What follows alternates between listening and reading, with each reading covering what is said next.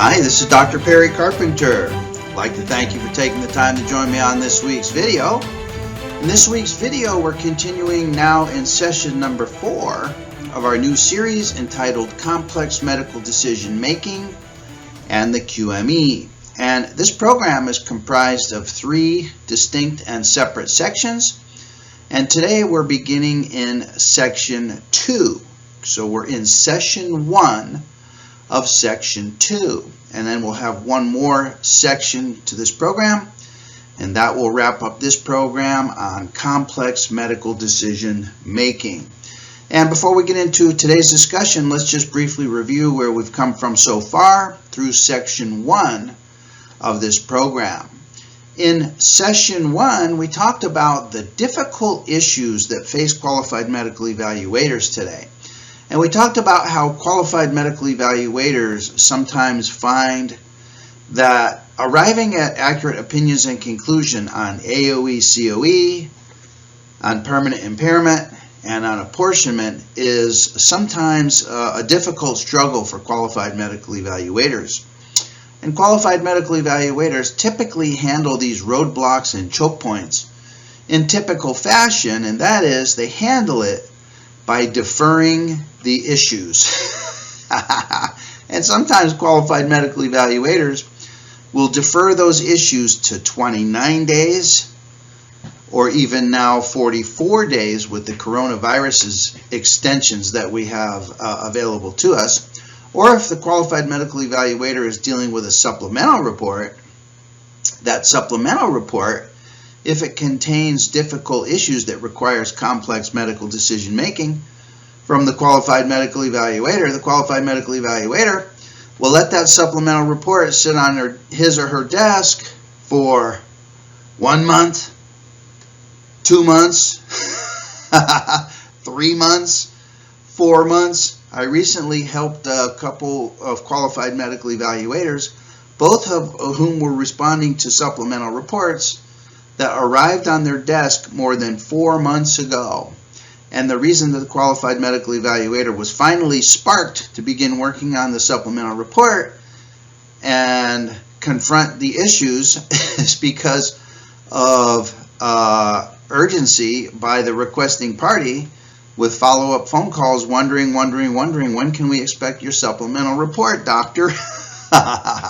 So when qualified medical evaluators face difficult issues, they typically handle those by deferring and delaying the production of their report.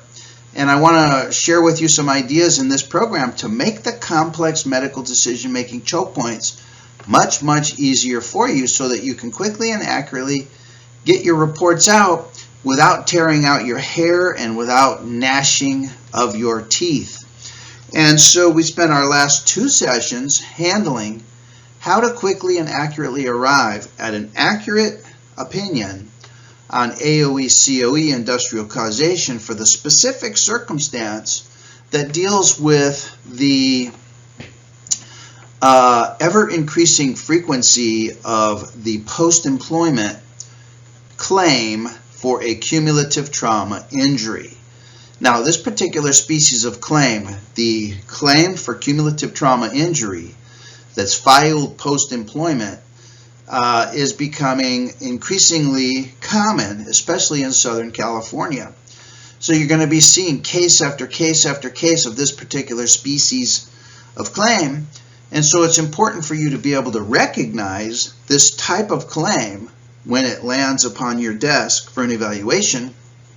And then number 2, it's important that you have some tools for being able to arrive at an opinion either for FOR, industrial injury, or an opinion against industrial injury in these cases. And it's absolutely critical that your opinion be accurate and correct every single time, or else one or more of the parties are going to be rendered a terrible disservice if your opinion is incorrect.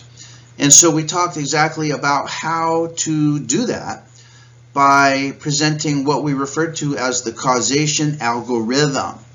Causation algorithm. And if you use the causation algorithm in every single case, your opinion will be correct 99.99% of the time. And it basically involves establishing first the presence or an absence of an injury condition, as an injury condition is defined in the state of California. And then once you have an injury condition established, and it must be an injury condition according to the definition of California workers' compensation. Once you have an injury condition established, all you need to do is provide an assessment or conduct an assessment of the examinee's credibility, and those two key tools, key information, data points will lead you and point you in the proper AOE-COE determination every single time. So in the first 3 sessions of this program, we handled how you can handle the difficult determination of AOE-COE in every single case. And in today's session, we want to begin today's session by talking about how you can quickly and accurately arrive at permanent impairment ratings for your examinees who have had an accepted claim. So let's just back up a second, and let's say that in the AOE-COE determination, those examinees come to us with denied claims. Okay, so there's a dispute in these cases at the inception or the beginning of the claim. Well, in contrast to that, in cases where the claim has become accepted and the examinee has gone through a period of medical treatment and has been under the claim for a period of time, such as weeks, months, or even years, and then the claim comes to its conclusion, the assessment for permanent impairment is made at the conclusion of the claim. So these are entirely at opposite ends of the time spectrum in relation to the claim. So permanent impairment disputes arise at the terminus of the claim. And so in those cases where the examinee has had an accepted claim for industrial injury, it's now incumbent upon us to be able to provide the parties with an accurate permanent impairment rating, with emphasis on the word accurate. The main concern of all the parties in the system at this point in the injured employee's claim is accuracy of the permanent impairment rating. And your obligation as a qualified medical evaluator is to provide the parties with a permanent impairment rating that's an accurate reflection of the examinee's actual condition at the permanent and stationary date. And so we're going to talk exactly about how to do that. And so let's begin today's discussion by reviewing some key statistics from a recent study that puts in perspective the importance of accurate impairment ratings here in the state of California. Okay, so with that as our introduction, let's begin today's discussion in session number 4 of our new program entitled Complex Medical Decision Making and the QME. Okay, so let's begin. In today's session, we're in section 2 of our program, Complex Medical Decision Making and the QME. And today we're in session 1 of that program. This is going to be a 2-part series to this section of the program. And today we're talking about the accuracy of the permanent impairment rating. And I want to tell you a story. I was in a recent deposition. I was the deponent. And the case involved a permanent impairment rating that I had provided for the examinee, along with some other issues as well. And it came time to be questioned, or the parties, it came to the point where they were questioning me about the permanent impairment rating that I had provided. And what had happened was, in between the time that I provided the permanent impairment rating and when I began to prepare for the deposition, and I reviewed the chart in preparation for the deposition, I realized that my permanent impairment rating was probably not as accurate as it could be or as accurate as it should be. And I found some errors in my own medical decision making. I should say I discovered some errors. And when it came time to deposition, I raised those issues to the parties. And I let the parties know that perhaps my permanent impairment rating was not as accurate as it could be. And by not being an accurate impairment rating, it might perhaps do the examinee some disservice by not giving her the impairment rating that she actually qualifies for, that actually represented her true condition. So I raised this issue to the parties, and the parties decided then and there at that point in time that the deposition was now over and that we were to schedule a reevaluation face-to-face appointment again with the examinee for the purposes of determining the accurate permanent impairment rating. Now that face-to-face evaluation is yet to take place, but I know now in advance exactly what I need to do in that face-to-face evaluation to either determine the presence or the absence of additional permanent impairments that I neglected to consider the first time in the evaluation of the examinee.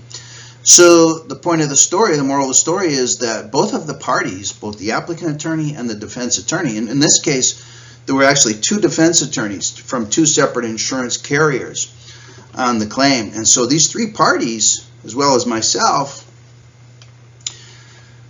had no problem in concluding the deposition and in scheduling a new face-to-face evaluation with the examinee because of the importance that the system places on the accuracy of the permanent impairment rating. So accuracy is all we ask of you as a qualified medical evaluator when it comes time to provide your permanent impairment rating. So to begin today's discussion, I want to share with you some statistics from the most recent Workers' Compensation Institute Review Board's State of the System. Now, the WCIRB publishes every year their annual report entitled The State of the System.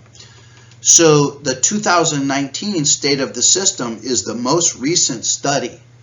Now, this video is being recorded in 2021, and the WCIRB's 2020 State of the System report is not yet available because statistics from 2020 are not yet fully compiled. So this is the most recent and most relevant statistics that are available in the system. And this is their 2019 study. So in this study, I want to review with you some of what is going on in California with regards to permanent disability awards, permanent disability ratings, and trace that back to the medical decision making of you and I as qualified medical evaluators in an effort to share with you and to impress upon you the importance of accuracy in your permanent impairment rating, not only for the benefit of the examinee, but also for the benefit of the workers' compensation system as a whole here in the state of California. It's all about accuracy, okay? So a couple statistics from this study. The WCIRB tells us that in the state of California, temporary disability and permanent partial disability benefits comprise 90% of indemnity benefits. Okay, so these are two, temporary disability and permanent partial disability, two of the four indemnity benefits that are available in the state of California. The other two being permanent total disability, 100% totally disabled. Those are rare. And then also death cases, and those are rare. So of all the indemnity benefits, temporary disability and partial disability make up 90%. So total disability and death indemnity payments make up less than 10%. So these are the bulk of the benefits that are provided to injured workers in the form of temporary disability and permanent partial disability. And this is where your opinion as the qualified medical evaluator comes into play, because it's your permanent impairment rating that then sets the calculations in place for the permanent partial disability award. Okay? Now, some examinees receive both of these benefits. They receive both temporary disability benefits and they receive permanent partial disability benefits. And amazingly, temporary disability benefits at $1.8 billion a year actually exceed permanent partial disability benefits at $1.5 billion per year. And these indemnity benefits are down approximately 3% in the 5-year period between 2013 and 2018, which these statistics reflect. And this may perhaps be an indication of a more conservative approach being adopted by qualified medical evaluators.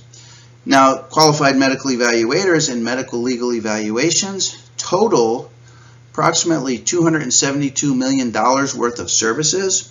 So this is the medical legal market, so to speak, if we can use that term. Whereas the applicant attorney market is higher than the medical legal market at $373 million per year. So the applicant attorneys, you can see, are making about $100 million more per year than qualified medical evaluators. And the applicant attorneys' fees are being derived in part from the permanent partial disability benefits that are awarded to injured workers. So it may be that these statistics are connected and linked, and we're going to see just how those are linked here in the next couple of moments. Okay, so as we've seen, there are approximately $1.5 billion in benefits being paid for permanent partial disability per year. Those benefits are being paid following approximately $275 million worth of medical legal evaluations by us as the qualified medical evaluators. And out of those permanent partial disability benefits, in part, approximately $375 million are being awarded to applicant attorneys throughout the state of California. Now, much of these costs can be largely traced to the explosion of cumulative trauma injury claims, especially in Southern California. So let me share with you, again, some more statistics from this most recent WCIRB study. They tell us that cumulative trauma rates have doubled from 2006 to 2017. And what that means is the proportion of claims, of all claims that are filed for industrial injury, the proportion of those claims that contain a component of a cumulative trauma injury claim has doubled. I think the current statistic is like approximately 20% of all claims involve a component of an allegation for a cumulative trauma type of injury. And these claims are interesting because CT claims, as we learned in our last session, are often filed much later than other claims. Specific injury claims are usually filed immediately or within 30 days of the date of occurrence of the alleged injury, correct? Whereas cumulative trauma claims by law are allowed to be filed weeks, months, years, even decades after the date of supposed exposure to cumulative trauma. And an even greater proportion of CT claims have been filed in recent years. In other words, the graph of the increasing proportion of CT claims, the graph itself is exponentially increasing, and almost 80% of all of the cumulative trauma claims are filed in Los Angeles County or San Diego County. So for you evaluators down in those areas, this is important for you to understand. Now, 90% of all those cases involve representation by an applicant attorney. And this goes back to our last slide where we reviewed some of the fees that are being paid out of these indemnity benefits that are being provided to injured workers, many of whose claims involve an allegation for cumulative trauma injury, 40% of which are filed post-termination. So you see how some of these concepts that we've been discussing over the last several sessions come together. In our last session, we talked about how to arrive at an AOE-COE determination for the cumulative trauma claim that's filed post-employment. Now, when that claim gets beyond you with an opinion for industrial injury, once that claim becomes accepted, now we come down into this category and see that these cases that become accepted cases go on to result in permanent disability ratings, permanent disability awards to the tune of billions of dollars here in the state of California, with 90% of those cases involving representation by an applicant attorney. And of these cases, approximately 75% of them are initially denied, at least in part, and that explains why they come to us as qualified medical evaluators for an AOE-COE determination, as we discussed in our last 3 sessions. Okay, so now here's where it becomes interesting, and this is what's important for you to understand. According to the WCIRB, their most recent statistics, California has by far the highest permanent partial disability claim frequency in the country, more than 250% the national median. So let's dissect that statement a little bit.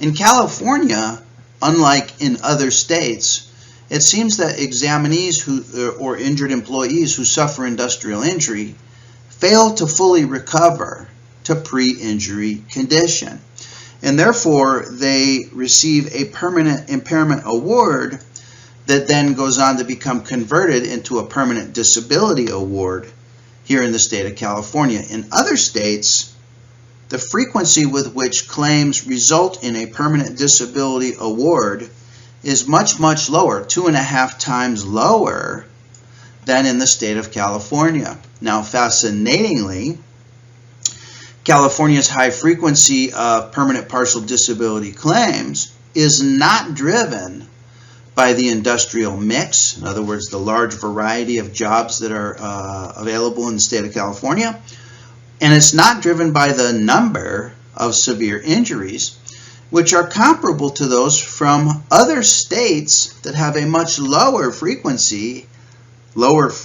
states, lower frequency of claims that go on to receive permanent partial disability awards. And the permanent partial disability claim frequency is significantly higher in the Los Angeles Basin area. So this is amazing.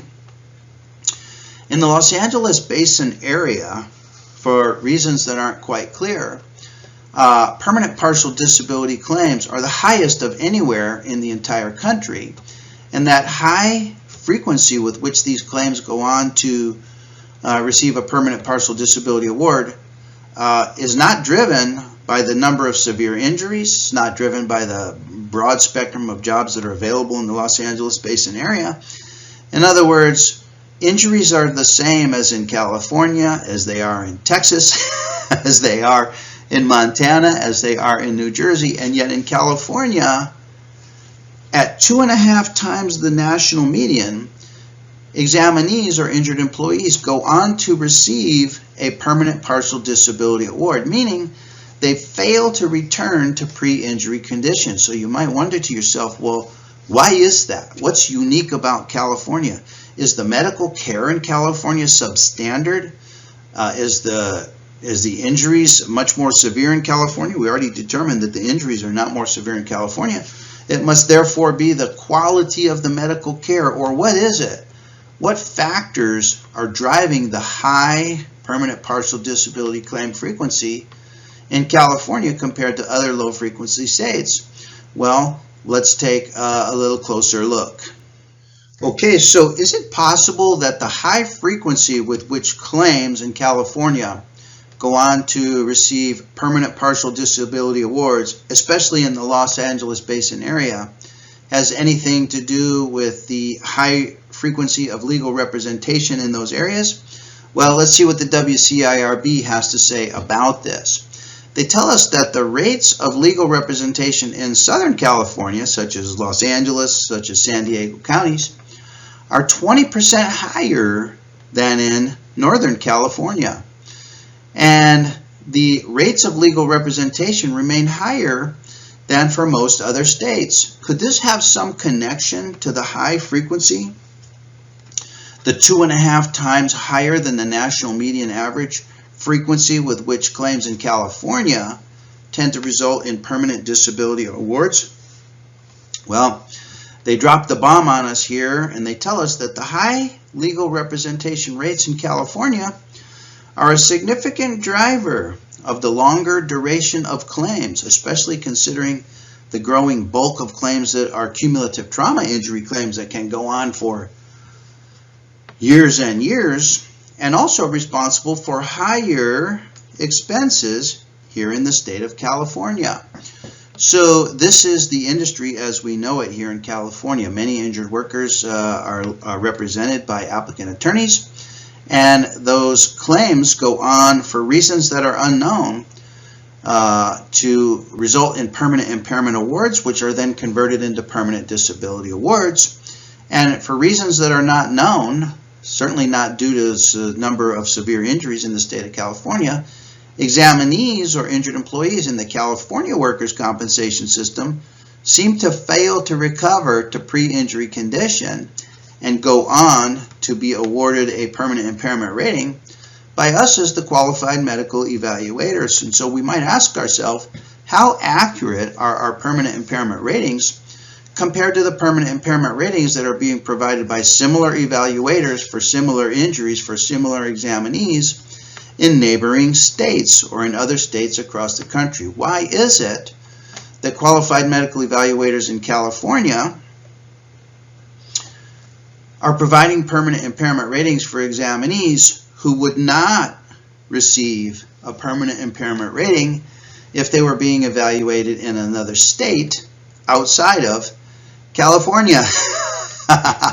It's a fascinating inquiry, actually, when you look beneath the surface and wonder to yourself, why are so many examinees getting permanent impairment ratings in California where the same examinee with the same condition would not be awarded permanent impairment in any other state? So it raises the issue as to the importance of the accuracy of the permanent impairment rating. In fairness to all parties in the system, in fairness to the examinee, it's critical that the permanent impairment rating be accurate. To the claims payer, it's critical that the permanent impairment rating be accurate. For the parties involved, for the applicant attorneys and the defense attorneys, and for all parties involved, it's absolutely critical that the permanent impairment rating be accurate. Neither escalated, neither deflated or understated, neither overstated or understated, but it must be perfectly accurate and truly and accurately reflect the examinee's condition on the permanent and stationary date with you as a Qualified Medical Evaluator. So let's talk about some concepts related to permanent impairment from the AMA Guides 5th edition, and then we're going to go into some actual mechanics as to how to provide the most accurate permanent impairment rating for your particular examinee. So accuracy in permanent impairment ratings begins by understanding, number one, what an impairment is and what is the definition of impairment according to the AMA guides. And then number two, understanding how impairments can or cannot impact activities of daily living of the examinee. Some impairments, some actual impairments, will adversely impact activities of daily living, and other impairments will have no impact on activities of daily living. So let's review some of these definitions from the AMA guides. The AMA guides tell us on page 6, and this is the definition of impairment. An impairment is a loss. First of all, it's a loss. So this might be a situation such as an amputation. I recently had an examinee who had an amputation of his index finger. So that represents a loss of a particular part of the body. So that's going to result in an impairment rating directly out of charts and tables in the AMA guides. More typically, we're going to see loss of use or derangement of parts of the body, not actual loss of parts of the body, but loss of use or derangement of any body part, any organ system, or any organ function. This is the more typical scenario that we're going to be dealing with in California. And the guides tell us that an impairment may, when they say may, they also mean it may not. It may lead to functional limitations or the inability to perform activities of daily living, and it may not lead to inability to perform activities of daily living. And that's why we hire you as the Qualified Medical Evaluator to determine and to tell us what are the limitations to activities of daily living that the examinee actually has as a result of any impairment that they may be left with. So this is a tremendous responsibility for us as Qualified Medical Evaluators. And the key word in determining both impairments and losses of activities of daily living is accuracy. Okay? Now, with regards to activities of daily living, let's review these categories as described in the AMA guides. Okay, so in the AMA guides, there are 8 categories of activities of daily living. They are self-care and personal hygiene, communication activities, physical activities, sensory function activities, non-specialized hand activities, travel activities, sexual function activities, and ability to get a good night's sleep and to have restorative, recuperative sleep. Now, when you review the list of activities of daily living in the AMA guides, each one of these 8 categories has several additional activities subsumed underneath the general category. For example, in self-care and personal hygiene, there is urinating, the ability to urinate by oneself, the ability to defecate by oneself, the ability to bathe by oneself, the ability to dress oneself. In other words, there are several activities under each of these general categories. And when you review each of the activities described in the AMA guides, it's a good exercise for you to picture in your mind what type of an injury would lead to this particular loss for activities of daily living, and what this particular type of examinee who has a loss for any particular activity, what would that examinee look like? And what type of physical examination findings would you expect? For example, in an examinee who has loss of function for urination by him or herself, what type of an injury, first of all, would lead to difficulty with urination? What kind of an impairment would the examinee be left with that would leave them with difficulty or inability to urinate? Is this a person that would require catheterization, for example? In other words, this is a very specific and small subset of all of the different types of injuries that we see in California. And so each one of the limitations to activities of daily living is going to be associated with a specific history, is going to be associated with a specific injury, is going to be associated with a specific diagnosis, and is going to be associated with specific and unique findings on physical examination. And when the AMA guides describe people that have these various losses, such as the inability to defecate, that's a person who is suffering badly. And you will know this when you see this examinee. So accuracy in determining losses of function for activities of daily living is critical, and it's my suggestion that you do your activities of daily living assessment in the face-to-face evaluation with the injured worker. Now, many times Qualified Medical Evaluators will do an activities of daily living assessment by having the injured worker fill out a checkbox form wherein the examinee checks off activities that they apparently are supposed to be unable to perform. But it's my experience that examinees don't understand these forms, don't understand what it means to have a limitation with an activity of daily living, and sometimes they confuse pain with activities of daily living as a limitation to that particular activity, and examinees don't really understand what the assessment is about. So therefore, it's my opinion and my experience that this assessment should be done in the face-to-face evaluation with you and the examinee interactively, where you can question the examinee about their ability or inability to perform various activities.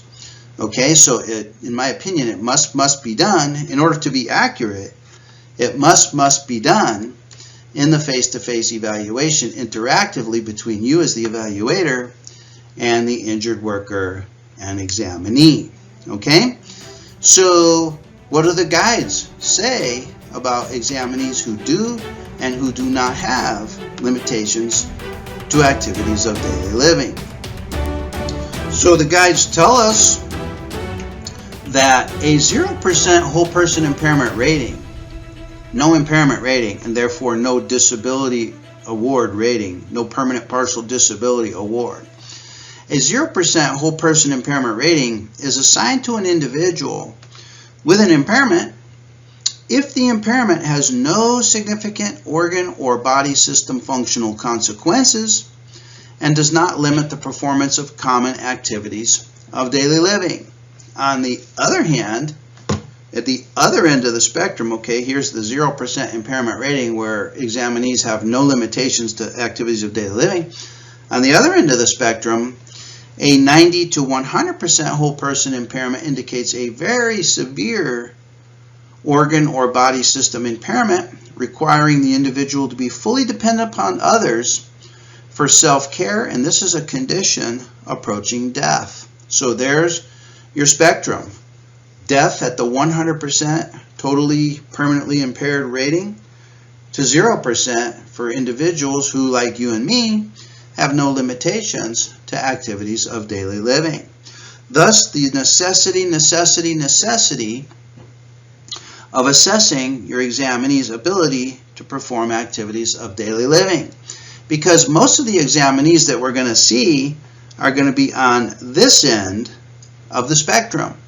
We learned from the CIRB that individuals at this end of the spectrum comprise a very small portion, less than 10% of all of the overall indemnity benefits paid in the state of California, whereas approximately 45% of all indemnity benefits are awarded to individuals who receive a permanent partial disability award, which begins with a permanent impairment rating from you as the Qualified Medical Evaluator.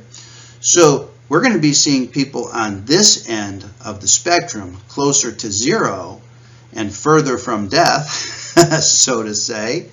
And so our job, our responsibility, our obligation as a Qualified Medical Evaluator is to rate those permanent impairments accurately so that the permanent disability award can be accurate, and thus the necessity of accuracy and determination limitations to losses for activities of daily living. So once we do an accurate assessment of the examinee's ability or inability to perform activities of daily living, we're going to be charged with providing an accurate permanent impairment rating through the use of two basic methods. The first is the method prescribed under the strict application of the AMA guides, and the other is going to be an alternative method using any chart, any table, any chapter, any method within the four corners of the AMA guides under Alvarez and Guzman. And we're going to get into exactly how to do that here as we go in our next session. But for today's session, let's understand how it is that your permanent impairment rating, whether that be under the strict application of the AMA guides or whether it be under Alvarez and Guzman, let's review how your permanent impairment rating then goes on to be translated or calculated into the final permanent partial disability award in the state of California, and that is dictated by two labor codes. First of which is Labor Code 4660A. 4660A tells us that in determining the percentages of permanent disability, account shall be taken of three things. And here is the list of three things that go into the formulation of the permanent disability rating here in the state of California. So number one is the nature of the physical injury or disfigurement. Now you notice that I put that here in yellow because this is the domain of you and me as the Qualified Medical Evaluators. It's the Qualified Medical Evaluators that determine and tell the parties what is the nature of the physical injury or the disfigurement, and we do that through the provision of a permanent impairment rating. Well, once they have the permanent impairment rating from us, once the permanent impairment rating is declared to be accurate, that is, once it's declared to be accurate, or once there is obtained an accurate permanent impairment rating, that impairment rating is adjusted based upon the occupation of the injured employee, and it's adjusted based upon the injured employee's age at the time of injury. All of these factors going into a consideration and a formulation that gives consideration to the employee's diminished future earning capacity. The diminished future earning capacity. So the disability evaluation unit takes our impairment rating, once they get provided an accurate impairment rating from us or through us, and they adjust it to come up with a diminished future earning capacity adjustment factor by comparing our impairment rating against charts and tables of various occupations compared to charts and tables of various ages of injured workers. So for example, a younger injured worker's diminished future earning capacity adjustment factor is going to be higher than an older worker's because of the longer time period over which a younger injured worker has yet to earn monies, earn wages, compared to an older worker whose earning years are somewhat limited. So this is the domain here in yellow of the Qualified Medical Evaluator. This is our job, and the parties and the system rely upon accurate permanent impairment ratings from us in order to come up with an accurate diminished future earning capacity adjustment factor. Okay? And then the very next section in Labor Code 4660 tells us that for the purposes of this section in determining the percentages of permanent disability here, the phrase, the nature of the physical injury or disfigurement that's described here in Labor Code 4660A, that phrase shall incorporate the description and measurements of physical impairments and the corresponding percentages of impairments published in the AMA guides.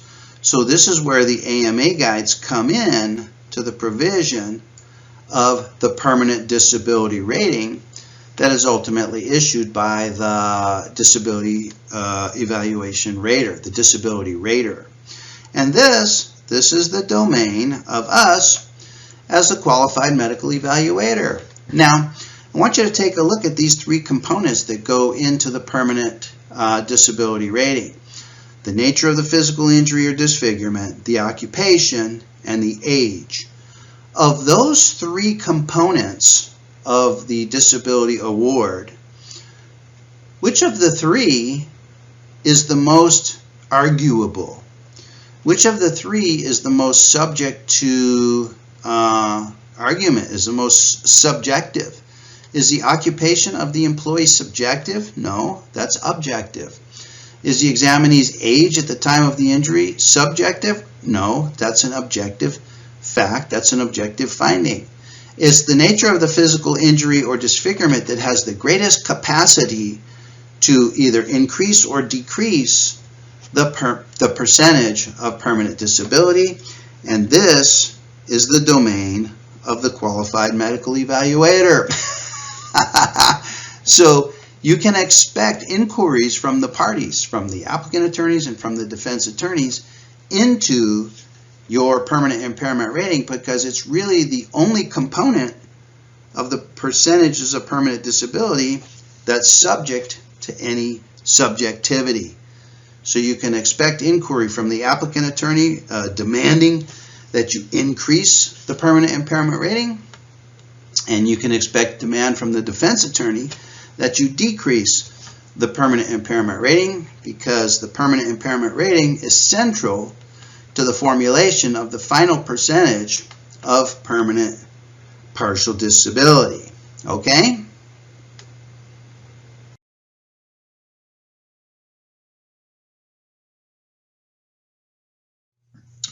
Okay, so again, there's three components that go into the final percentages of permanent disability. The percentages of permanent disability. One is the nature of the physical injury or disfigurement. That's subjective. Number two is the occupation of the employee at the time of the injury. And number three is the age of the employee at the time of injury. And both of those are objective measures. So the greatest contributor to the final permanent disability percentage is the nature of the physical injury or disfigurement. And that's the domain of the Qualified Medical Evaluator. Now, some conclusions from the Alvarez and Guzman's decisions that really take this over the top and blow these permanent disability percentages out of the water, especially in the state of California, include some of the following. The Alvarez and Guzman cases told us that a permanent disability rating established by the schedule is rebuttable. And the schedule is the permanent disability rating that's a result of the formulation of those three components: occupation, age, nature of the physical injury or disfigurement. Okay? So all three of those considerations taken together results in a final percentage of permanent disability. That final percentage of permanent disability is rebuttable. And the burden of rebutting the scheduled permanent disability rating rests with the party disputing it. So the applicant attorney is going to try to rebut the scheduled rating by arguing that the scheduled rating is too low and is not an accurate reflection of the client, in this case of the client's true condition, whereas the defense attorney is going to argue that the scheduled rating is too high and is not an accurate reflection of the claimant's, in this case, true condition. So you can expect pressure from both sides. Both sides are demanding that you change your permanent impairment rating, and both parties insisting that your permanent impairment rating, whatever it was, is not accurate. And all parties in the system seek accuracy in the permanent impairment rating. Well, one method of rebutting the scheduled permanent disability rating is to successfully challenge one of the component elements of that rating. Which of the elements can be challenged? Can the occupation be challenged? Can the age of the examinee be challenged? The component that's most successfully challenged and is the direct target of the challenge is the whole person impairment rating underneath the AMA guides. And this is where you, as the Qualified Medical Evaluator, are going to be encouraged to look through other chapters, other tables, other charts. You're going to be encouraged to use other methods within the AMA guides that most accurately reflects the injured employee's impairment. And this is where you're going to experience encouragement from the applicant attorney who seeks to rebut that the scheduled rating is too low. The applicant attorney is going to encourage you to look through another chart, another chapter, another table in an effort to find a permanent impairment rating that's higher, that according to the applicant attorney is a more accurate reflection of the injured employee's condition than is the scheduled rating. And let's take this back now to our opening discussion in this session. And that is that in the state of California has the highest frequency with which claims go on to receive a permanent impairment rating. Why is that? Well, it has directly due to the parties who rebut the scheduled rating. Many cases are being provided a 0% whole person impairment rating due to no limitations with activities of daily living, and this is being successfully challenged by the applicant attorney who must orchestrate a permanent disability rating for their client. And California leads the nation, has more than 2.5 times the frequency with which these claims go on to receive, number one, a permanent impairment rating from you as the Qualified Medical Evaluator, and number two, go on to receive a permanent disability percentage permanent partial disability percentage, totaling $1.5 billion in the year 2018 here in the state of California. Okay, so you can expect pressure to provide a final permanent impairment rating for your examinee, and when you do so, it's important that whatever the examinee's impairment actually is, that your permanent impairment rating be accurate. So doctors, I hope this helps you. I think it's important here in the state of California that we understand how permanent partial disability awards and percentages of permanent partial disability are calculated and how they are awarded. Recall that California has 2.5 times the rate at which claims go on to result in a permanent impairment award from us as qualified medical evaluators. Now, the significance of this is profound. What that indicates is that in California, examinees apparently, on paper, fail to recover to pre-injury condition, whereas in other states, even neighboring states such as Nevada and Arizona and Oregon, states around the periphery of California, examinees recover to pre-injury condition and go on to receive no permanent disability rating, no permanent disability award. So there's something unique about the state of California, and it's not due to the severity of injuries, and it's not due to the mix of jobs available in the state of California. It really boils down to the qualified medical evaluators' medical decision making on permanent impairment. In California, for reasons that are not known, but may be related to the high rates of representation by applicant attorneys, especially in Southern California, that there's pressure on qualified medical evaluators to provide permanent impairment ratings for examinees who actually have no limitations to activities of daily living.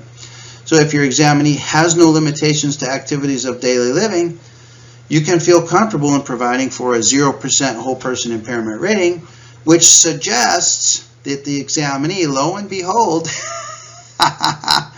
due to the great medical care being offered here in the state of California, that examinee has recovered to pre-injury condition. Now, in those cases where the examinee truly fails to recover to pre-injury condition and truly has limitations to activities of daily living, we want to talk about how to arrive at an impairment rating that is an accurate representation of their actual condition. And we're going to get into that in our next session, where we go first into the permanent impairment ratings under the strict application of the AMA guides. And here I want to talk to you about two things. I want to talk to you about analogies, wherein your examinee has a condition that's not described in the AMA guides, and how you can analogize to conditions that are in the AMA guides that are similar types of injuries, or that cause similar limitations in activities of daily living. And then I want to talk to you about the pain-related impairment and how to properly provide for an additional 3% whole person impairment for those examinees who have an additional burden of pain and whose pain is not described in the standard impairment rating that's provided for on the AMA guides. In other words, many qualified medical evaluators automatically and in a reflexive knee-jerk reaction always add on an additional 3% impairment rating due to the added burden of pain. But I want to show you how to do it properly according to the strict application of the AMA guides. And then we'll talk about some alternative impairment rating concepts under Alvarez and Guzman, two of which are very, very popular nowadays. One is the adding versus combining impairments in accordance with the KITE case. This is a very popular request that you're going to be getting from applicant attorneys to give consideration to adding versus combining the impairments, and we'll talk about those cases where it's appropriate and those cases where it's not appropriate. And then we're going to talk about analogies within the four corners of the AMA guides to conditions that cause similar limitations to activities of daily living as your examinee's impairment causes, and as your examinee's impairment is described under the strict application of the AMA guides. And I'm not sure I said that completely clearly, but we'll get into that into great detail in our very next session. So doctors, I hope this helps you in assessing your very next examinee. And remember that your permanent impairment rating is the foundation and is central to the permanent disability percentage in the state of California. So it's absolutely essential to all parties, and in fairness to all parties, that your permanent impairment rating be accurate. Okay? So I want to thank you for taking the time to join me on today's discussion. I look forward to being with you in our very next session as well, as we continue in our new series entitled Complex Medical Decision Making and the QME. For now, this is Dr. Perry Carpenter, wishing you best of success in your career as a qualified medical evaluator.